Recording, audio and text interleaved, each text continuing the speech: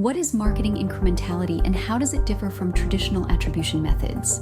There is a very simple rule. High return on ad spend equals low incrementality. And so that means that the return on investment you see in the reporting is actually very far from the truth. I give an example, brand search. Those campaigns always have very high return on investment because what happens is that the user learn about you in a lot of places. They're going on your website. They might do the 10th brand search query to go back on your website because they're just going to get documentation, and you pay for that click every time. But those people are at the end of the buyer journey, so they're more likely to buy from you.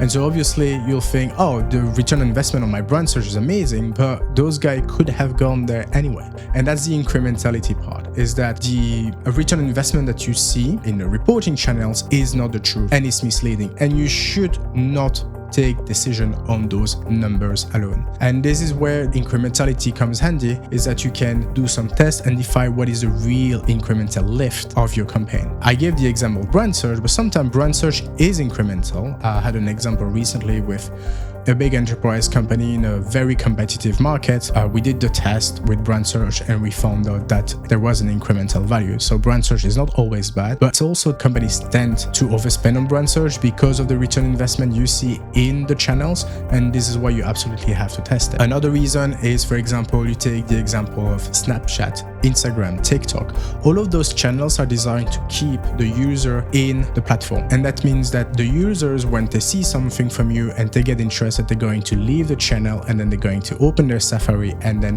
go on your website. So that tracking part is broken. And for those channels, incrementality is the best way to really understand what drives that direct traffic that you see in Adobe Analytics or in GFO. Now, incrementality is not working all the time. For example, incrementality testing assumes that if you use revenue as a KPI in your incremental test, you assume that your buyer is in market right now. As we know, the 5% of your buyers are in market at any given time. That is a general rule. It depends on the industry, but the message remains the same. It's a small part of your ideal customers who are in market at any given time. So if you do an incrementality test, you're only going to see the added value of this small share. You're not going to see the impact over time.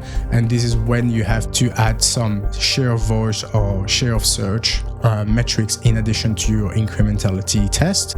And this is why also you could use incrementality test for other metrics. For example, you could run an incrementality test with brand search because you know that people will leave Snapchat and then Google your company name and go on your website.